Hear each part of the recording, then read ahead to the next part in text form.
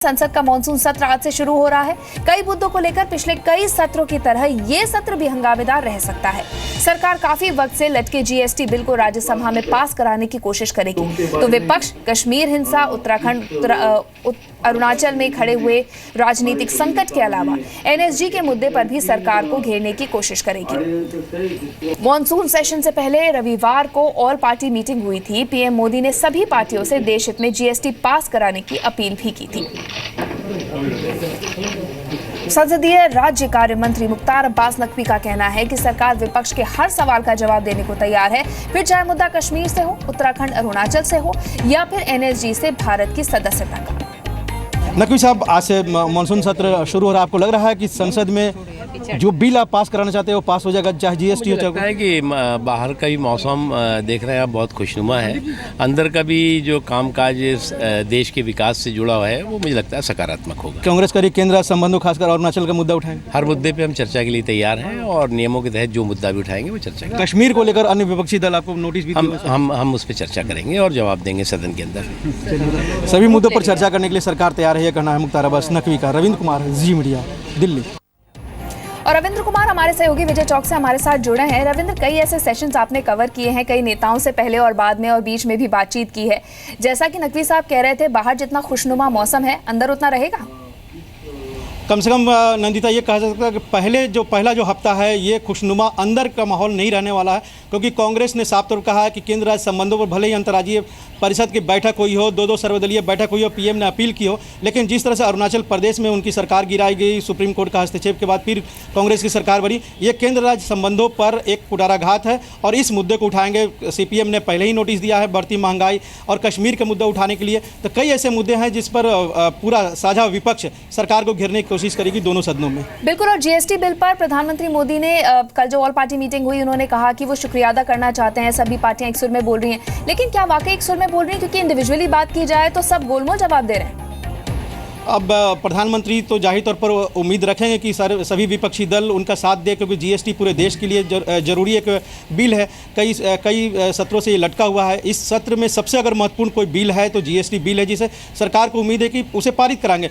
प्रधानमंत्री ने दोनों सर्वदलीय बैठक में इसकी अपील भी की। और अब मैं बता दूं नंदिता, आपसे थोड़ी देर बाद ही एक जो परंपरा है, सत्र की शुरुआत में प्रधानमंत्री एक बार अपील करते हैं सार्वजनिक तौर पर 10:30 बजे। पीएम एक बार फिर से जीएसटी बिल को लेकर विपक्ष से अपील करेंगे कि इसे पारित।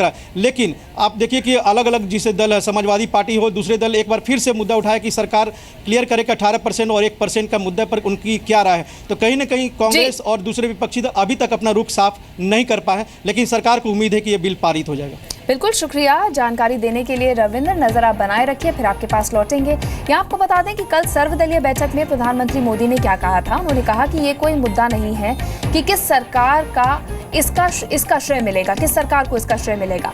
हम जनता और पार्टी दोनों के प्रतिनिधित्व करते हैं और राष्ट्र हित को किसी भी चीज के ऊपर रखने की आवश्यकता है। ये बात प्रधानमंत्री मोदी ने कही थी और साथ ही उन्होंने ये शुक्रिया अदा भी किया था कि तमाम पार्टियां एक साथ हैं। वो उम्मीद कर रहे हैं कि मानसून सत्र में जीएसटी बिल पास हो जाएगा।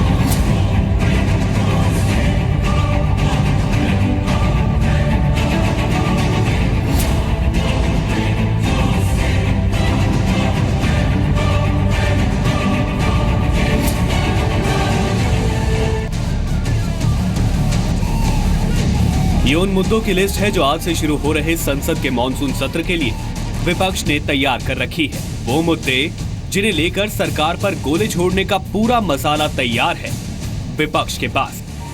ऐसे में $1,00,000 का सवाल है कि क्या इस बार भी पास हो जाएगा सरकार का dream bill GST.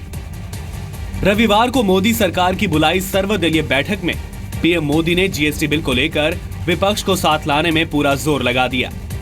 All party meet में 30 पार्टियों के 45 नेता मौजूद थे।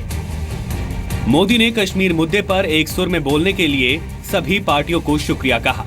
फिर कहा कि सरकार को जीएसटी बिल पर भी इसी तरह सबका साथ चाहिए। पीएम ने पार्टियों से कहा कि देश हित को बाकी चीजों से ऊपर रखें और मेरिट के आधार पर फैसला करें। मोदी ने यह भी साफ कर दिया कि उनकी सरकार जीएसटी पर क्रेडिट लेने की होड़ में नहीं है। 18 जुलाई से 12 अगस्त तक चलने वाले संसद के मॉनसून सत्र में 56 पेंडिंग बिलों पर चर्चा होनी है। 11 बिल लोकसभा में और 45 राज्यसभा में पेंडिंग है। सरकार 18 नए बिल भी रख सकती है, लेकिन उसके लिए सबसे अहम है जीएसटी। हम सदन को चलाना चाहते हैं और उनका सहयोग भी पूरा चाहिए और सभी पार्टियों ने कहा है, कांग्रेस के नेताओं ने भी कहा है, यानी सदन चलाने के लिए वो सहयोग देंगे। सरकार का दावा है कि कांग्रेस का रुख जीएसटी पर नरम हो चुका है, लेकिन उस हंगामे का क्या जो कांग्रेस ने उत्तराखंड और अरुणाचल के मुद्दे पर प्लान कर रखा है। एक बार नहीं कई बार एक ही सरकार गिराने के लिए, चाहे उत्तराखंड की सरकार हो, चाहे वो अरुणाचल प्रदेश की सरकार हो, जितने पैंतरे थे वो तमाम इस्तेमाल किए, ताकत का, गवर्नेंस का, पार्टी का, डिफेक्शन का, लेकिन परिणाम क्या निकला? डेमोक्रेसी फिर बहाल की और कोर्ट के द्वारा बहाल हुई। चाहे वो अरुणाचल का मामला हो, चाहे उत्तराखंड का मामला हो, और ये मुद्दा कल सभी मुख्यमंत्रियों की बैठक जो प्रधानमंत्री ने आयोजित की थी, उस बैठक में भी ये मुद्दा उठा था। और उसी के साथ जो एक सांप्रदायिक सद्भाव के माहौल को में एक तनाव पैदा करने की कोशिश कैराना जैसे घटनाओं के साथ जो जुड़ा हुआ मामला है, उसको भी हमने कहा है कि ये विषय भी हम लोगों को उठाना चाहिए। जीएसटी पर संविधान संशोधन बिल पास कराने के लिए सरकार को राज्यसभा में 2/3 बहुमत चाहिए, जो हाल में सीटें बढ़ने के बावजूद उनके पास नहीं है। कांग्रेस की 3 शर्तें हैं। जीएसटी की अधिकतम दर 18% को संविधान संशोधन में शामिल किया जाए, राज्य की ओर से लगने वाले 1% अतिरिक्त टैक्स को हटाया जाए, राजस्व पर राज्यों में विवाद सुलझाने वाली परिषद के अधिकार बढ़ाए जाएं,